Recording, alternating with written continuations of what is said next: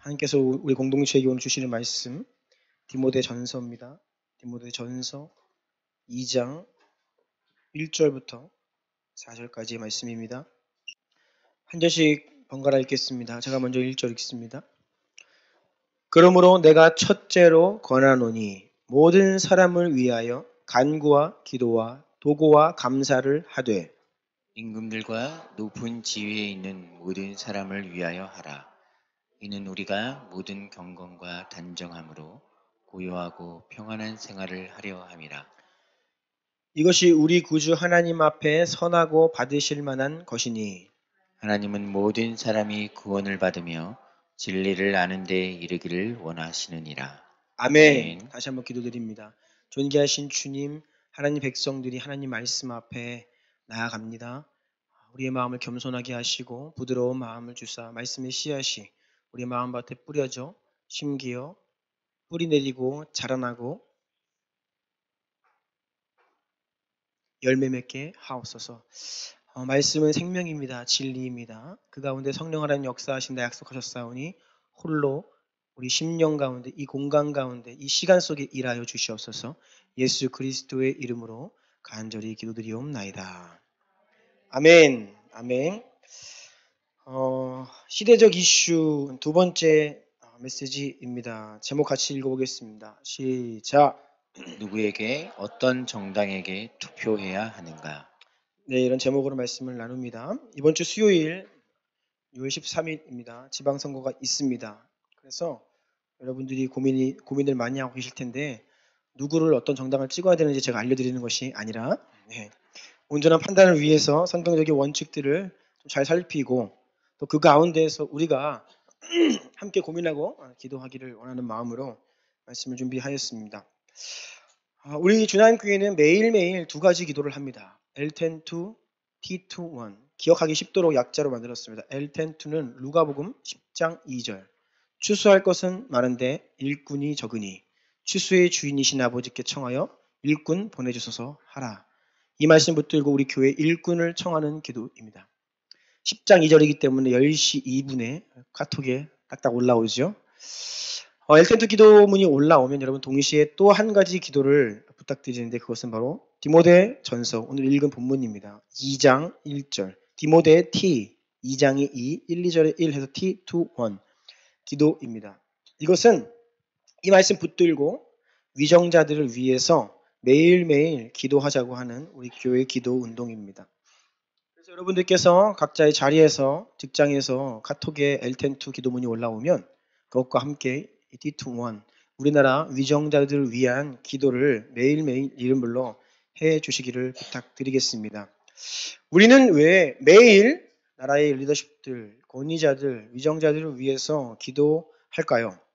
첫 번째 이유는 성경이 모든 사람을 위하여 기도하되 특별히 정부, 국가, 지도자들과 모든 이 사회 영역의 리더십들을 위해 기도하라고 우리에게 명령하고 있기 때문입니다. 오늘 본문 2장 1절과 2절 상반절 읽어주세요. 그러므로 내가 첫째로 권하노니 모든 사람을 위하여 간구와 기도와 도고와 감사를 하되 임금들과 높은 지위에 있는 모든 사람을 위하여 하라. 아멘. 임금들과 높은 지위에 있는 모든 사람을 위하여 기도하라라고 말씀하십니다.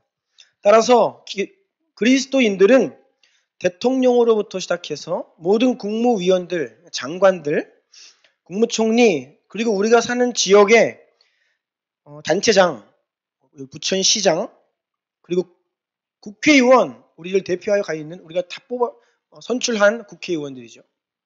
도지사, 도의원, 시의원 기도할 분들이 참 많습니다. 이분들을 위해서 기도해야 할 의무가 교회에게 우리들에게 있습니다. 하지만 얼마나 많은 그리스도인들이 이런 기본적인 성경의 가르침에 순종하여서 이분들의 이름을 불러가며 축복하며 그들이 그 하루 맡겨진 일들을 하고 결제를 하고 정책들 판단을 하며 시정 국정을 운영하는데 하나님께 은혜를 구하며 기도하고 있는지 모르겠습니다. 여러분 얼마나 여러분 속한 지역의 국회의원, 시의원 아십니까? 이름들 잘 아십니까? 저희는 매일 오전 기도회 때 우리가 이분들을 위해서 기도하기 때문에 기도에 오시는 분들은 잘 아시겠지만 여러분들 어떤지 모르겠습니다. 우리 교회가 속해 있는 지역 중심으로 하여서 부천시장은 김만수, 네, 김만수 시장님이시고요. 국회의원은 부천시에 총 4분의 국회의원이 있습니다. 오정구 1분, 그리고 소사구에 1분, 원미구는 2분입니다. 갑과 을, 김경협, 설훈 의원입니다. 4분 모두 더불어민주당입니다. 그리고 부천시의원, 우리 교회에 속해 있는 이동 중심으로 시의원은 민맹호, 이동현 의원입니다. 이동현 의원은 이번에도 출마를 했습니다. 그리고 상이동장, 네, 우리 김경자 위해서 기도 많이 하는데 제가 어제 확인하니까 그동안 업데이트가 됐더라고요. 바뀌었습니다. 이자원 동장님입니다. 매일 그분들을 위해 축복하고 기도합니다. 여러분, 우리가 뽑았잖아요.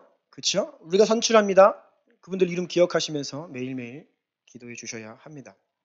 성경이 우리에게 기도하라 명령하고 있기 때문에 우리는 기도합니다. 두 번째 이유입니다. 그리스도인들이 평화롭게 신앙의 자유를 누리기 위해 기도합니다.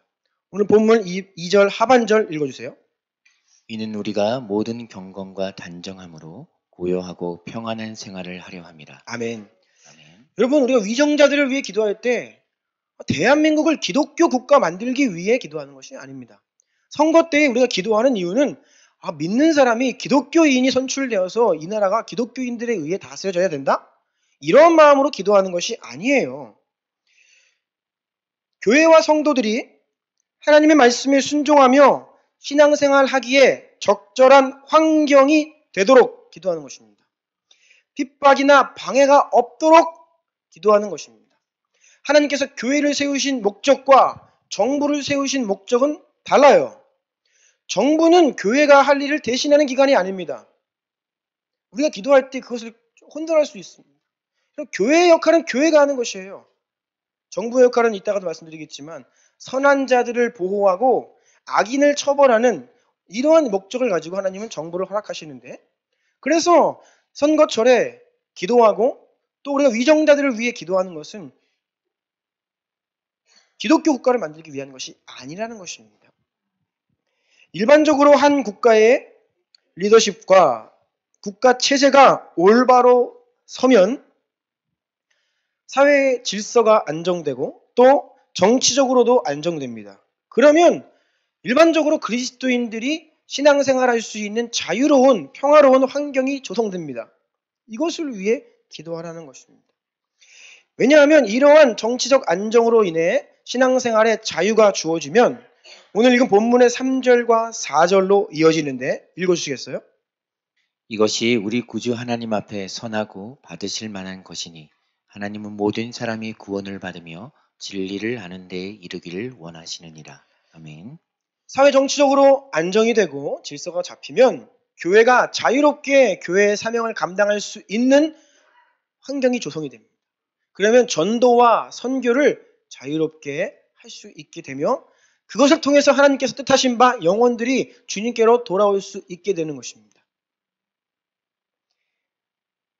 반대로 사회가 불안정하고 정치적으로 혼란스럽다고 하면 이것은 복음에 굉장히 큰 장애물이 됩니다. 지금 전 세계적으로 선교가 시급히 요청되고 있는 전방 개척 지역이 많이 있는데 그 중에서 안타깝게도 선교사님들이 그 땅을 밟을 수조차 없는 땅이 있습니다.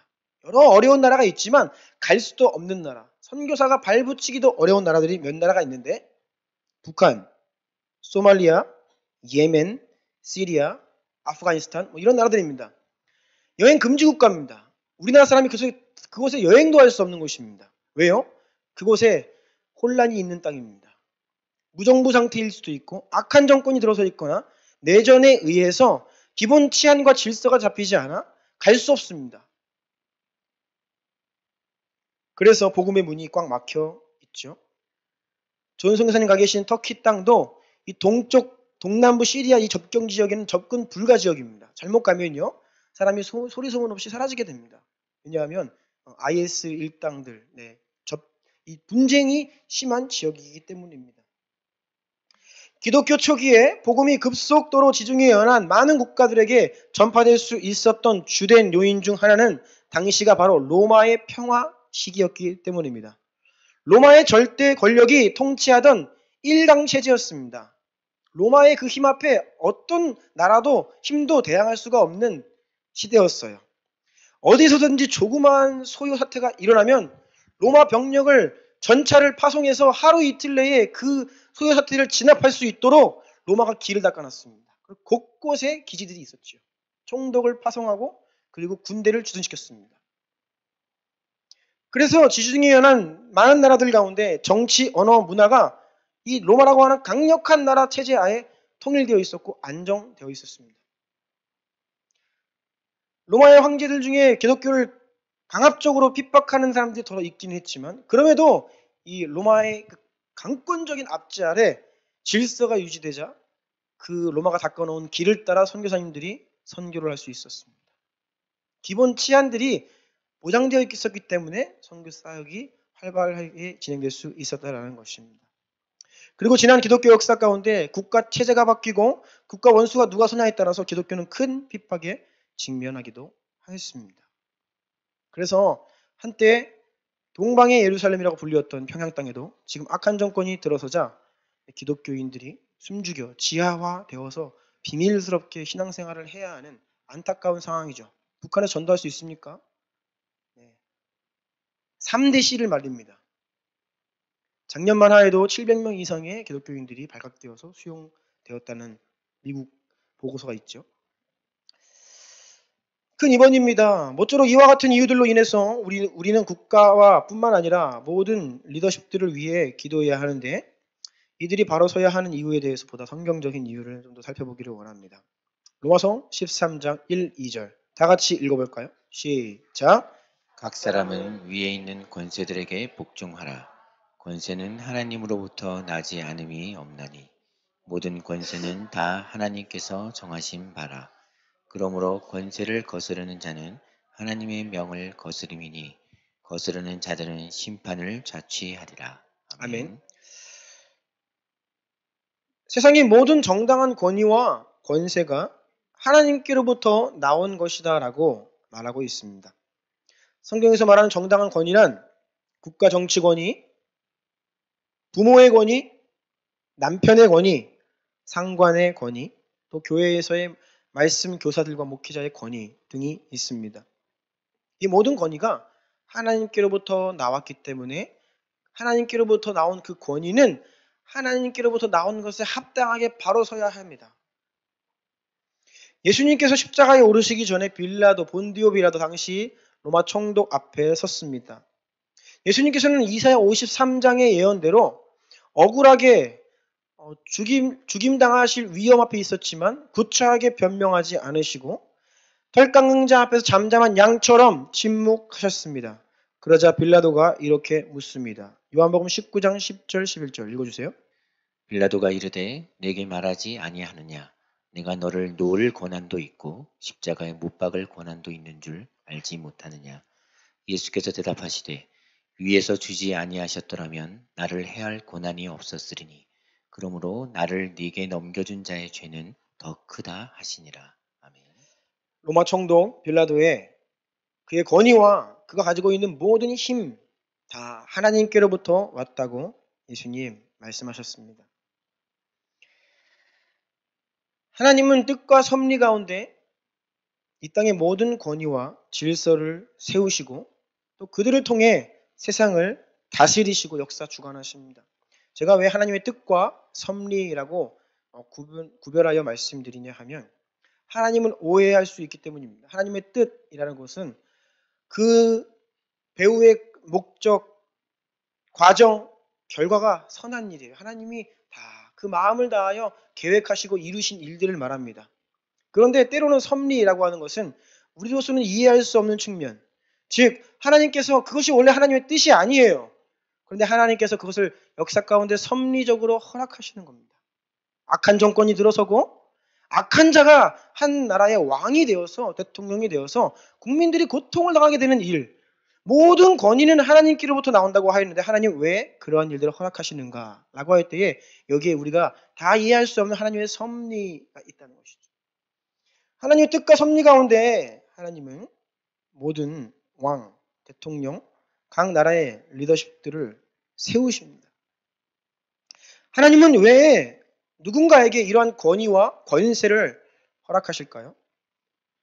하나님은 인간에게 무언가를 주실 때에 그 안에 사명과 책임과 의무도 포함하여서 함께 주십니다. 우리가 이것을 잊을 때가 많이 있어요. 무언가를 구할 때에 하나님께 많은 기도의 제목들이 있습니다. 그런데 여러분 기도 응답받으면 너무나 기쁘고 좋지만 하나님이 무언가를 우리에게 허락하실 때에는 단순히 자 주어지니까 이제 누려라 그런 의미가 아닙니다. 그 가운데에는 사명이 있고 의무가 있고 책임이 있어요. 하나님께 많은 재정을 구했습니다. 하나님이 재정을 주시면 그 가운데 많은 그만큼의 책임이 따르는 것입니다. 특별히 하나님께서 누군가에게 권위와 권세를 주셔서 높은 자리에 올리실 때에는 뜻이 있는 겁니다. 하나님이 원하시는 목적이 있어요. 그 힘을 통해서 세상을 하나님의 뜻대로 다스리라고 하는 의무와 책임이 주어지는 것입니다. 따라서 모든 권위자는 그 권위의 영역 안에서 하나님의 역할을 대신합니다. 하나님은 그 권위자를 통해 통치하세요. 아버지는 한 가정에 권위자로 하나님께 세움받아 하나님의 역할을 대신합니다. 자녀에게 하나님을 대신하여 아버지의 권위로 자녀를 훈육하고 좋은 길로 인도해야 될 책임이 있죠. 선생님들은 학생들에게 하나님을 대신하는 역할을 하는 것입니다. 직장의 상사들도 자기 이하에 있는 모든 직원들에게 하나님을 대신하는 자 역할을 합니다. 교회의 리더십도 마찬가지입니다. 하나님의 지혜와 성품으로 교회를 잘 섬기라고 몸된 교회 안에 하나님의 대리인으로 세워주시는 거예요. 권위에는 이러한 성격들이 있습니다. 그런데 권위가 주어지고 권세가 주어졌을 때 그 역할을 하나님의 뜻대로 잘 감당하는 것이 결코 쉽지 않다라는 것이죠. 그렇기 때문에 우리는 기도해야 합니다. 그분들을 위해 기도하라는 것입니다. 특별히 가정마다 아버지들을 위해 기도를 많이 해야 되고요. 교회 안에서는 특별히 교역자들을 위해 기도를 많이 해 주셔야 합니다. 또 여러분의 직장에서 여러분 위인 상위 권위, 상관들을 위해 기도하시고요. 학생들은 교장 선생님과 총장님, 교수님들을 위해 기도하셔야 됩니다. 그리고 우리 모두 이 대한민국 위정자들을 위하여 기도해야 합니다. 그들에게는 권위와 함께 책임을 받은 자들, 그 역할을 잘 감당해야 하기 때문이에요. 그리고 우리가 하나님을 경외하는 하나님의 백성들, 하나님의 권위 앞에 순종하는 자들이죠. 동일하게 우리가 어디에 가서 어떤 권위를 만나든 우리 위에 있는 권위를 향하여서 그 권위를 존중해주는 그런 겸손한 태도를 가져야 됩니다. 오늘날 권위가 무너지고 권위를 우습게 여기는 시대의 풍조는 하나님을 대적하는 풍조입니다. 하나님을 경외하는 곧 하나님께서 허락하신 그 권위에 존중의 태도를 잃지 말아야 합니다. 로마서 13장 2절로 5절 그 밑에 있죠. 다 같이 한번 읽겠습니다. 시작. 그러므로 권세를 거스르는 자는 하나님의 명을 거스름이니 거스르는 자들은 심판을 자취하리라. 그는 하나님의 사역자가 되어 내게 선을 베푸는 자니라. 그러나 내가 악을 행하거든 두려워하라. 그가 공연히 칼을 가지지 아니하였으니 곧 하나님의 사역자가 되어 악을 행하는 자에게 진노하심을 따라 보응하는 자니라. 그러므로 복종하지 아니할 수 없으니 진노 때문에 할 것이 아니라 양심을 따라 할 것이라. 아멘. 여기에서 말하는 권세들은 당시 로마 황제, 총독을 비롯한 자들을 말합니다. 그런데 그들을 일컬어 뭐라고 하냐면 하나님의 사역자라고 말하고 있죠. 그들은 교회 안에 세워져 있는 목사나 사도들이 아니었습니다. 그럼에도 바울은 위정자들이 국가 지도자들이 하나님의 사역자라고 말합니다. 그래서 우리는 이 권위자들이 선하냐 악하냐 잘하냐 못하냐를 떠나 기본적으로 먼저는 하나님께서 그 권위를 허락하신 존재이기 때문에 존중의 태도를 잃어서는 안 됩니다. 그것이 성경에서 우리에게 말하고 있는 바입니다. 다음 페이지예요. 그리고 동시에 하나님께로부터 권위와 권세를 받은 당사자는 매우 큰 책임과 심판이 따르게 된다고 경고합니다. 야고보서 3장 1절입니다. 읽어주세요. 내 형제들아 너희는 선생된 우리가 더 큰 심판을 받을 줄 알고 선생이 많이 되지 말라. 아멘. 권위가 주어졌기 때문에 더 큰 준엄한 심판이 있다라는 것입니다. 왜요? 권위에는 책임이 함께, 사명도 함께 주어지기 때문입니다. 사람은 본능적으로 더 많이 가지고 싶어 합니다. 높은 자리에 올라가고 싶어 합니다. 직장에서도 승진하기를 원합니다. 보다 가능하다면 더 높이, 더 영향력 있는 자리에 가고 싶어 하지요. 그런데 그것을 구할 때에 우리가 하나님께 두려운 마음을 가져야 합니다. 왜냐하면 책임이 같이 오기 때문이에요. 저 또한 우리 교회를 위해 기도하고 제 인생을 하나님께서 사역자로 부르셔서 살아가고 있는데 하나님 저에게 더 영향을 주시고 저에게 더 큰 영향력을 주시고 우리 주나님 교회도 부흥케 하십시오라고 기도하지만 제가 하나님 앞에 꼭 함께 드리는 기도는 하나님 그런데 제가 하나님 그렇게 하시면 잘 감당할 수 있을까요? 이런 기도를 드려요. 하나님 제가 감당할 수 있도록 준비시키시고 감당할 수 있는 만큼의 은혜를 주십시오라고 기도하는데 우리는 이런 태도를 가져야 됩니다. 많은 사람들이 본인이 선출되기를 원합니다. 높은 자리에 올라가기를 원해요. 정말로 그 자리에 가면 좋은가 봐요. 많은 게 주어지나 봐요. 너도 나도 다 되고 싶어서 유세하고 나에게 한 표를 달라고 간절히 애원을 하는데 과연 오늘날의 정치인들이 하나님 만일 그들에게 그토록 원하던 그 자리를 허락하셨을 때 그들에게 책임도 함께 주어진다는 것을 알고 있는지 모르겠습니다.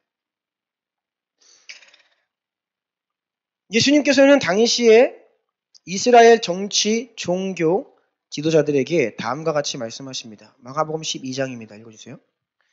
회당의 높은 자리와 잔치의 윗자리를 원하는 서기관들을 삼가라. 그들은 과부의 가산을 삼키며 외식으로 길게 기도하는 자니 그 받는 판결이 더욱 중하리라 하시니라. 아멘.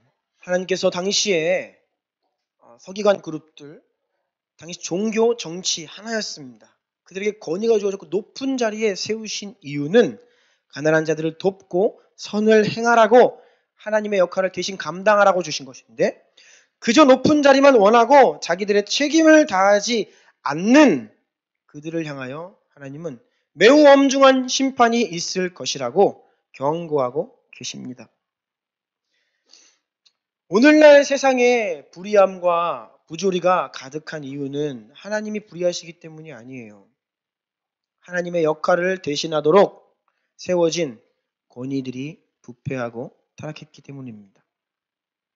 그리고 이와 같이 하나님께서 섭리 가운데 불의한 자에게 권위를 허락하시는 이유, 때로는 악한 자가 그 위에 서서 국민들이 고통을 당하는 이유는 그 일을 허락하시는 이유는 그 민족을 향한 하나님의 불의하심이 아니라 공의로운 하나님의 심판과 징계 또는 채찍질의 성격이 있다는 것입니다.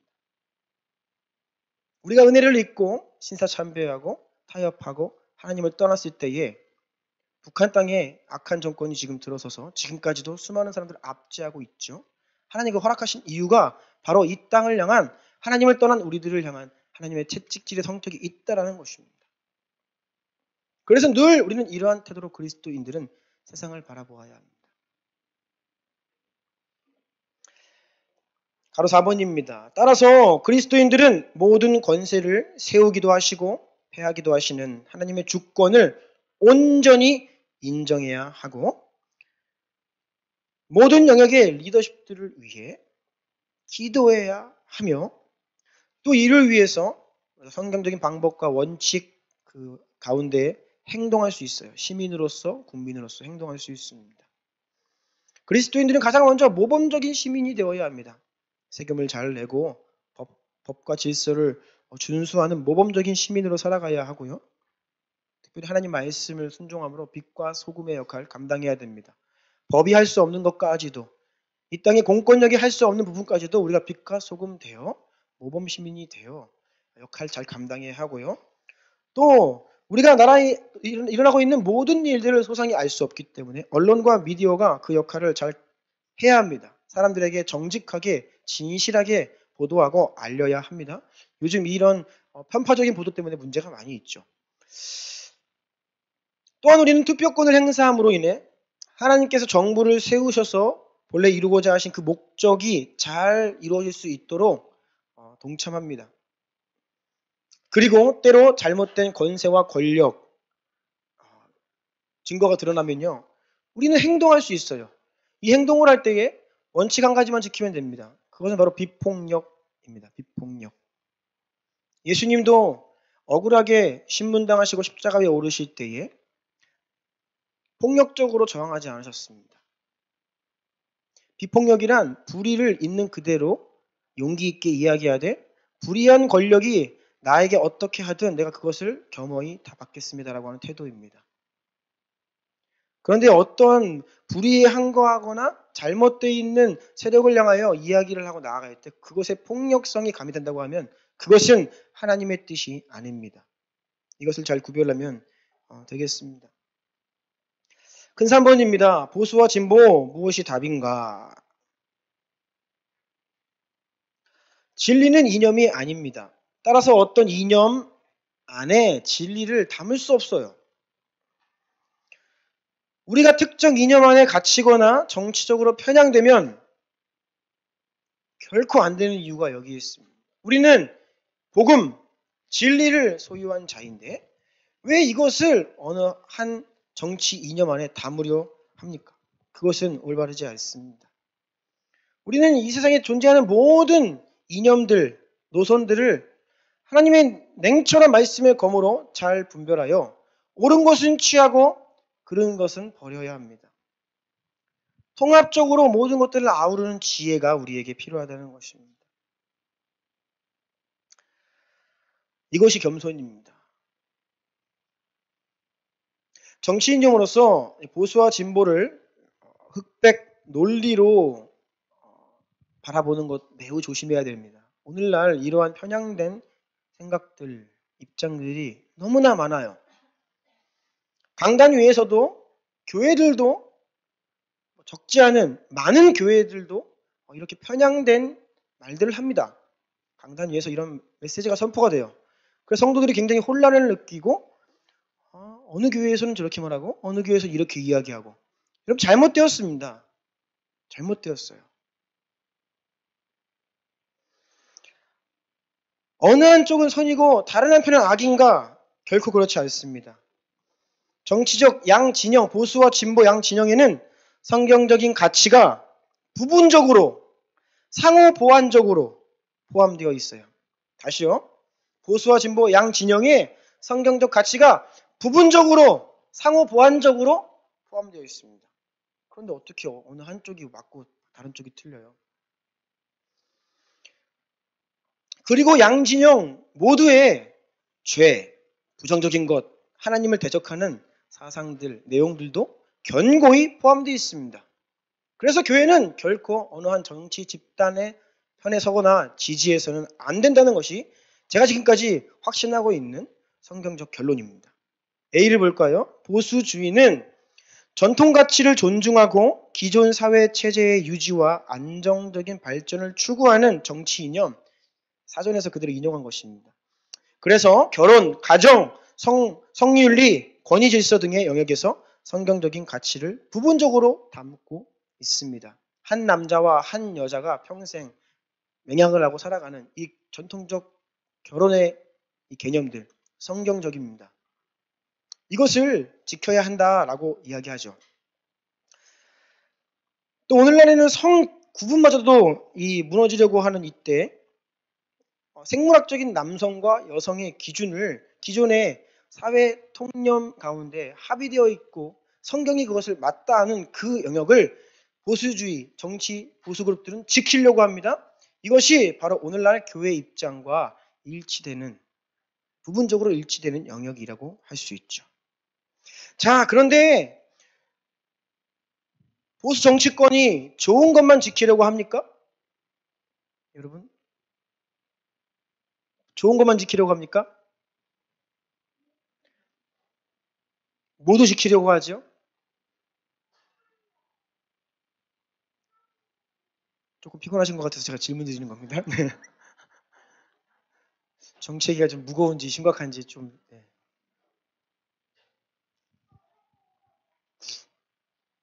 특별히 기득권과 가진 자들, 지금 이 문재인 정부가 이야기하고 있는 적폐 세력, 소위 적폐 세력들은 이 보수 뒤에 숨어서 자기들의 가지고 있는 부당한 것들까지도 같이 지키려고 합니다. 이게 문제죠. 특별히 지난 역사 가운데 우리나라 이 북한과 대치 상황에서 이 불안정함을 이용해서 이 보수주의자들은 항상 사회 안전, 국가 안보, 질서라는 그럴싸한 이유를 가지고 자신들을 정당해 왔습니다. 맞죠? 군부 독재가 늘 자신들을 정당화하던 이유였습니다. 사회가 불안정할 때에 누군가가 질서를 잡아야 되는데 너무 불안해가지고 이거 북한이 쳐들어온다 이러다가. 그러니까 자신들이 쿠데타를 일으키고 정당화했다는 거예요. 자기 스스로를. 그러니까 이 보수주의자들이 지켜야 할 것들 가운데 부분적으로는 교회도 동의하는 내용들이 있지만 또 많은 내용들이 그렇지 않다는 것이에요. 너무 간단한 것입니다. 그래서 보수는 기독교와 동일시될 수 없습니다. 교회는 이런 동성애나 어떤 한 것이 영역을 가지고 한 정당을 지지해서는 안 돼요. 그러면 그것과 함께 그 죄악들까지도 같은 편에 서버리게 되는 결과를 낳습니다. B. 반면에 진보주의는 기존 정치, 경제, 사회 체제에 대항하면서 변혁을 통해 새롭게 바꾸려는 성향이나 태도, 이것이 사전적 정의입니다. 그래서 이들이 성경적 가치를 잘 반영하고 있는 부분들을 보면 사회적 약자를 보호하는 것, 억울하게 희생당하는 사람들, 인권운동하고 변호사들 있잖아요. 정말로 힘없고 돈 없어서 억울하게 당하는 사람들 도와주려고 한다는 것이죠. 인권, 평등, 경제, 정의, 복지 이러한 영역에서 성경적인 가치를 부분적으로 담고 있습니다. 그런데 이들 또한 동일하게 이러한 시대적으로 필요한 개혁과 변화에 대한 사람들의 열망이 많은데 그것들을 이용해서 어떤 특정 세력은 자신들의 정치적 이익을 도모하기도 해요. 또 기존 사회 질서 가운데 반영되어 있는 좋은 것들까지도 다 무너뜨리고 새롭게 정의해야 한다라고 시도합니다. 그래서 페미니즘이나 여성인권, 또 우리나라에서 지금 뜨거운 낙태죄를 폐지하는 문제, 소수인권 보호, 이런 이름하에 성소수자 이렇게 하면서 자꾸 기존의 좋은 것들까지도 다 무너뜨리려고 한다는 것입니다. 이들이 가장 잘 사용하는 것은 프레임 논쟁입니다. 가진 자와 즉 부자와 약자, 강자와 연약한 자, 금수저와 흑수저 이러한 프레임으로 나누어 가지고 대치 구조를 만들어서 국민 대다수는 약자의 편이고 서민이고 흑수저다라고 하면서 자꾸 그룹을 지어서 대적하게 만듭니다. 공산주의 혁명이 다 그런 식으로 일어났죠. 계급 논쟁입니다. 가진 사람들 타도해야 돼 라고 하면서 기존에 있던 좋은 것들까지도 무너뜨리게 되는 결과를 낳는, 또 이들이 자주 사용하는 말, 예수님은 약자의 편이셨다. 거짓말입니다. 여러분, 예수님은 약자의 편이신 적이 한 번도 없습니다. 예수님은 언제나 진리의 편이셨어요. 율법에는 뭐라고 기록되어 있냐면 다수를 따라 악행하지 마라. 그러니까 다수라고 하여도 민주주의 원칙에 의해서 다수라고 하여도 그것이 악일 수 있습니다. 그럴 때에는 우리는 따를 수 없죠. 또 가난한 자의 송사라고 해서 편벽되이 두둔하지 말라. 가난하고 불쌍하고 연약하다고 해서 그 편 들지 말라는 것입니다. 부자 편도 아니고 가난한 자 편도 아니에요. 뭐요?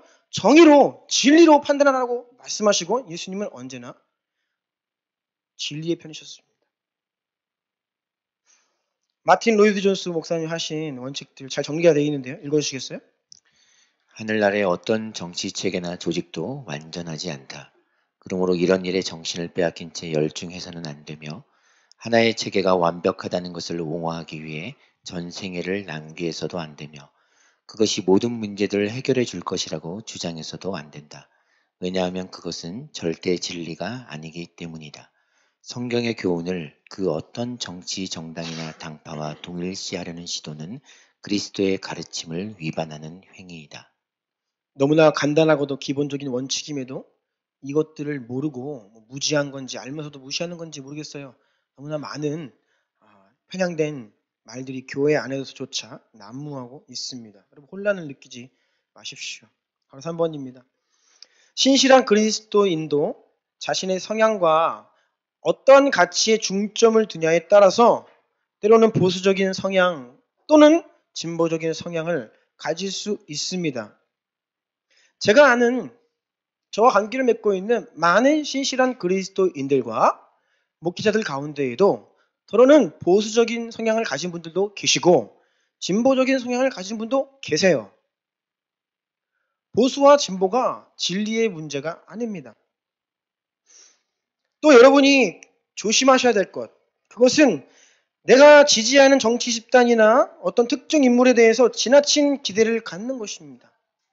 유토피아적인 기대. 반드시 이 사람이 되어야 하고 이 사람이 되면 새로운 시대가 온다 라고 기대하는 것은 인본주의적 사고입니다. 그러면서 특정 정당을 절대시하고 반대로 반대편에 있는 정당을 사회 악처럼 단정하는 것은 잘못된 태도예요. 여러분, 여러분의 정치 사상을 성경적으로 변화하려고 하지 마십시오. 그러면 반드시 오류에 빠집니다. 정치적 성향은 성향일 뿐입니다. 부분적으로 옳고 그런 것이 다 양편에 있는데요. 내가 어디에 같이 중심을 두냐에 따라서 보수가 될 수 있고 진보가 될 수 있어요. 근데 내가 진보니까 성경적으로 자꾸 이것을 지지받으려고 인용을 하거나 그러면 여러분은 부분적으로 성경을 인용하게 되고 하나님을 오해하게 만들게 됩니다. 결코 여러분이 가지고 있는 그 정치 성향과 특정 인물을 지지한다고 해서 그것을 성경으로부터 정당화하려는 시도를 하지 마십시오. 어떤 사람도 어떤 정당도 온전하지 않기 때문입니다. 오늘 케니 가정이 미국에서 왔는데요. 네. 지난 미국 대선에서 진보와 보수의 극명한 대립이 일어났습니다. 앞으로 제가 볼 때 우리나라도 그렇게 갑니다. 극명한 대립이 일어날 것입니다. 적지 않은 목사님들, 제가 이름을 알 법한 몇몇 분들도 특정 후보를 지지했습니다. 정당을 지지하는 것들 제가 들었습니다. 그런데 잘못되었습니다. 그러면 안 됩니다. 존 파이퍼 목사님은 대선을 앞두고 이렇게 이야기했습니다. 트럼프와 힐러리 둘 다 미국 대통령 될 자격 없다. 둘 다 사퇴해라라고 말했어요. 왜냐하면 힐러리가 왜 자격이 없냐? 성경에서 분명히 죄라고 규정하고 있는 동성애나 낙태 이런 것들이 있어서 그것들을 허용하고 지지하는 편에 섰기 때문에 힐러리는 자격 없다. 사퇴해라라고 했고요. 그러면 반면에 그러면 트럼프냐? 아니요.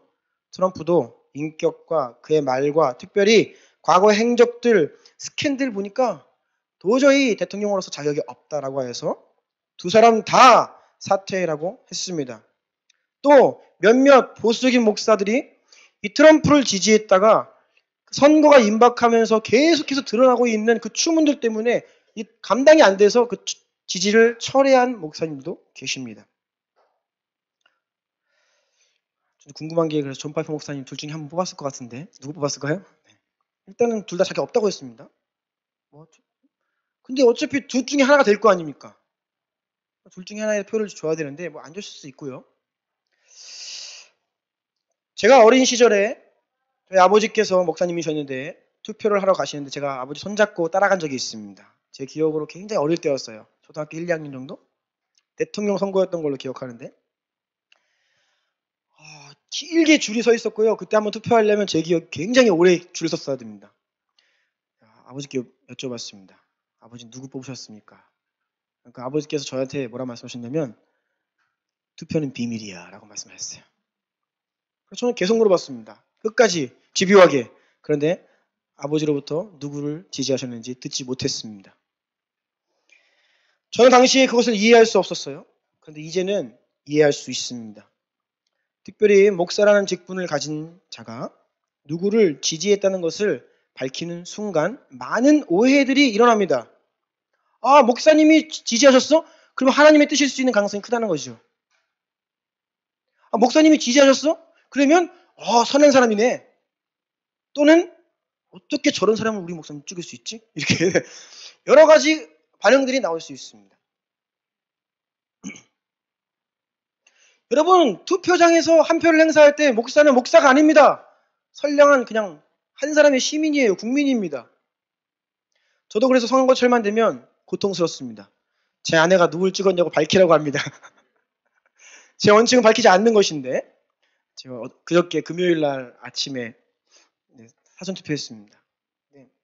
누구 찍었냐고 물어보는데 그 이유는 누굴 찍어야 될지 모르겠는데 제가 그 찍은 사람을 본인도 찍겠다는 거예요. 저는 이야기해주지 않으려고 버티다가 또 선거 때마다 마음을 상하는 일이 발생하고 있어요. 제가 왜 밝힐 수 없냐고를 그렇게 설명을 해도 다음번 선거 때는 또 그거를 잊어버리는 것 같아요. 또 묻고 왜 안 되냐고 또 물어보고요. 여러분도 제가 누구 찍었는지 알려고 하지 마십시오. 제가 한 가지 큰 차원에서 말씀드릴 수 있는 것은 굉장히 많은 사람을 뽑았습니다. 경기도 교육감, 경기도지사, 부천시장, 도의원, 시의원, 비례대표 6장이 7장이가 됐어요. 그런데 모든 것은 아니고 각각의 제가 지지한 사람들 보면 또 정당을 보면 정당이 다 일치하지 않습니다. 저 나름대로의 많은 고민과 생각과 논리 가운데 결국은 이렇게 하는데 결과만 가지고 몇 번을 지지했다고 해서 그걸 단순하게 어떻게 평가할 수 있는 문제가 아닙니다. 근데 오늘날 여러분 2번도 찍을 수 있어요. 2번을 지지하면 마치 젊은이들은 사람이 아닌 것처럼 막 보려고 하고 왜 그러죠? 주나일교회 안에는 1번도 있고 2번도 있고 3번도 다 있습니다. 다행인 것은 우리 교회 안에서 정치적으로 너무나 이렇게 논쟁이 없어서 다행인데요. 정치적으로 이야기하기 시작하면 굉장히 골치 아픕니다. 집안 싸움 일어납니다. 잘못하면. 그렇게 싸울 거 없어요. 누구도 선하거나 누구도 100% 악한 사람은 없습니다. 그리고 누군가가 한 표를 행사할 때에는 거긴 나름대로의 논리와 이유가 있고 그 사람이 스스로가 중점적으로 여기는 가치들이 있기 때문에 그렇게 뽑는 거죠.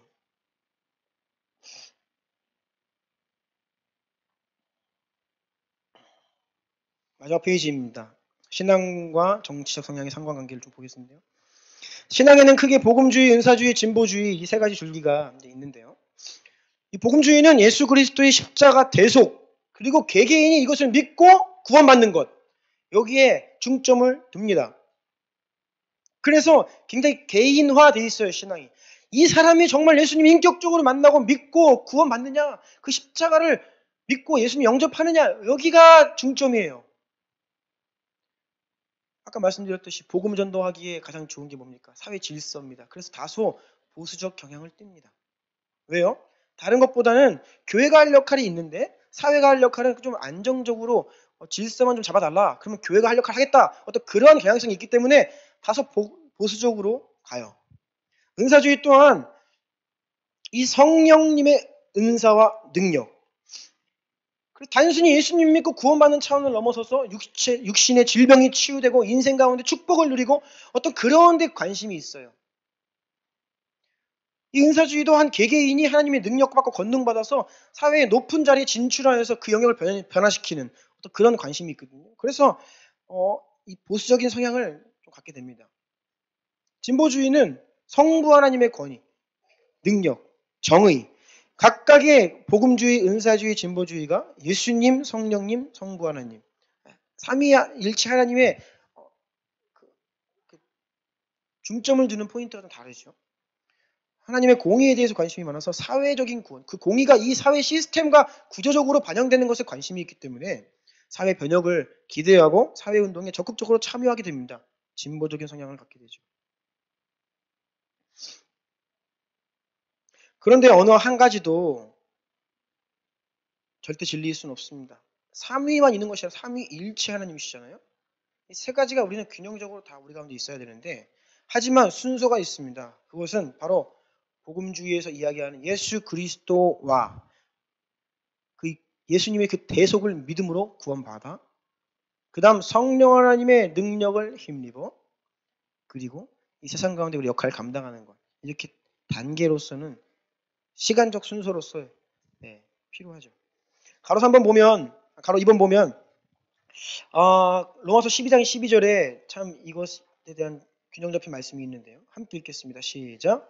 소망 중에 즐거워하며 환난 중에 참으며 기도에 항상 힘쓰며. 세 가지 영역이 나와 있는데 먼저는 그리스도 예수를 나의 주인과 구세주로 삼고 신앙으로 인해 다가오는 모든 환난과 핍박을 참으며 인내하며 그리고 성령의 권능과 능력을 힘입기 위해 기도에 항상 힘쓰며 그리고 우리를 통해 이 땅 가운데 하나님 통치가 회복되고 영원하신 하나님 나라가 임할 것이라고 하는 기대 가운데 소망 중에 즐거워해야 하는 것이 우리의 신앙입니다.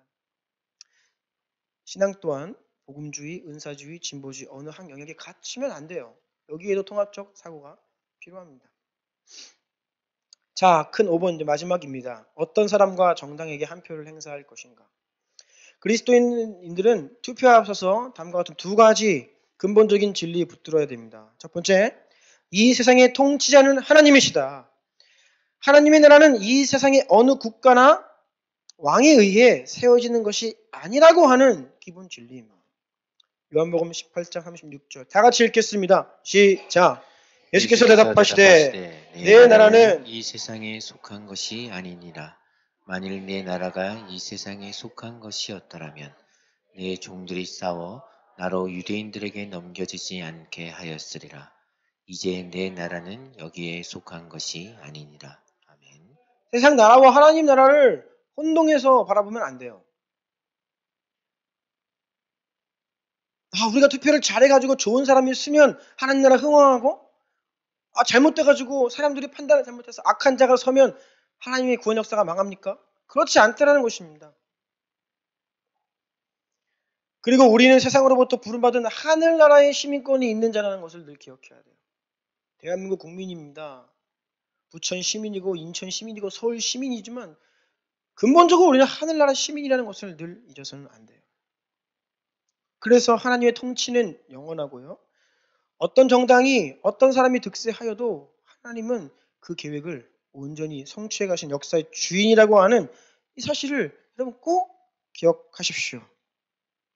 아무리 악한 자가 대통령이 되고 그 자리에 선다 하여도 하나님 나라 영원합니다. 아멘이십니까?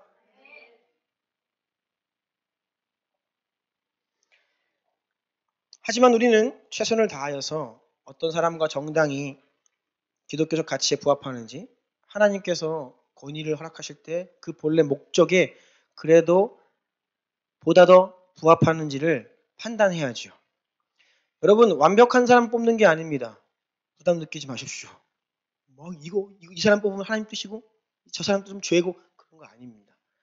다 부분적으로 옳은 것이 있고 하나님은 누구를 통해서도 악인을 통해서도 일을 하실 수 있는 분이시기 때문에 우리가 판단할 것은 최악을 막는 거예요.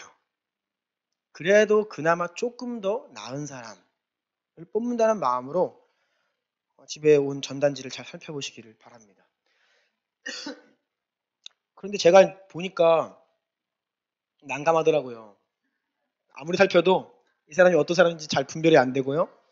공약들도 다 거기서 거기고 요즘에는 자기를 뽑아주면 제일 힘있게 이야기하는 게 미세먼지 해결하기 위해 공기청정기를 달아주겠습니다. 이런 거예요. 그래서 네. 그리고 이렇게 보면 참 우리가 이게 분별이 잘 돼야 되는데 어렵더라고요. 그래도 여러분 투표하셔야 되죠. 네. 여러분에게 주시는 양심과 또 성경적인 여러분의 그 진리의 기준을 가지고 후보들 간에 서로를 비교하시고 또 때로는 정당을 비교하시고 해서 나는 여기다 한 표를 행사하시면 됩니다.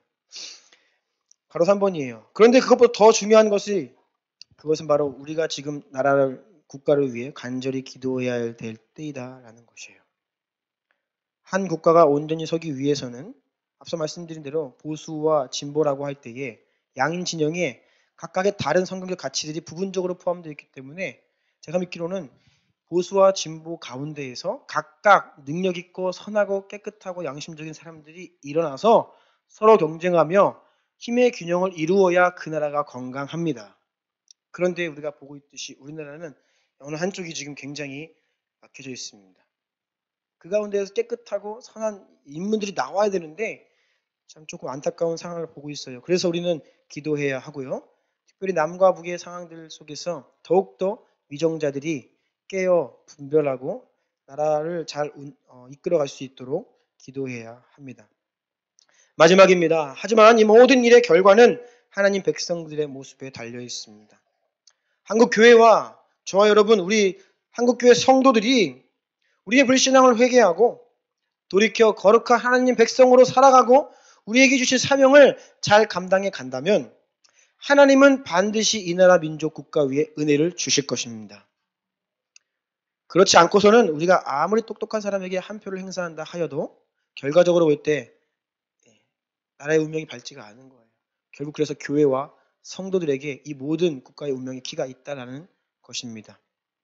그래서 여러분 이번 주에 투표할 때에 잘 검토하시고 너무 부담을 느끼지 마시고 자유 가운데 여러분이 선택하셔서 투표하시고요. 그리고 혹여라도 어떤 사람을 뽑지 않거나 이 사람을 지지하는 사람은 이런 논리는요 좀 편파적인 것들입니다.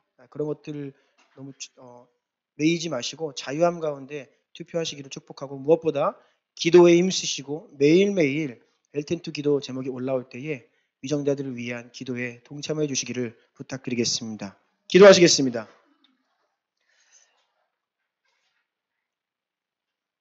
우리에게 성경적 진리 더욱더 잘 세워지도록 기도합시다. 우리 가운데 하나님 나라의 가치와 말씀이 잘 세워져 있어야 우리가 시대를 분별해요. 사람들을 볼 때, 사안들을 볼 때에 우리가 분별할 수 있는 근거가 바로 하나님 말씀입니다.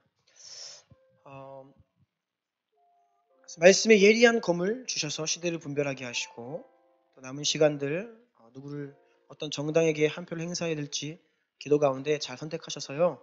투표 다 하시고 무엇보다 이 나라 이민족 결국 교회한테 답이 있는 것입니다. 교회가 순결하고 주의 사명을 감당하면요. 하나님은 선한 사람을 세우시고 국가 위에 복을 주시고 남과 북을 하나 되게 하실 것입니다. 민족의 기로에 선 이때에 교회들이 더욱더 회개함으로 주 앞에 온전히 서기를 원합니다. 지방선거를 위해서 또 남북 정상회담 하루 앞두고 12일 날 있죠. 너무 중요합니다. 여러분 김정은이 아무리 악하고 트럼프가 또 미국 자국 이기주의 노선으로 가가지고 또 우리나라가 피해볼 게 아닐까 이런 우려도 있는 건 사실인데 여러 가지 것들 가운데에서 그럼에도 불구하고 그 모든 것들을 주관하시는 분은 하나님이십니다. 우리 기도합시다. 북미 정상회담, 수요일 지방 선거, 이 나라의 민족의 앞날 그 문제의 중심에 우리 교회와 성도들이 있사오니 우리를 일깨우시고 정결케 깨끗게 하옵소서. 남과 북이 하나가 되고 좋은 주자들이 서게 되고 마지막 때 통일한국 이루어 선교한국으로 열방 섬기는 사명 감당하는 나라 되게 해주십시오. 이런 마음으로 주여 한번 부르고 기도하겠습니다.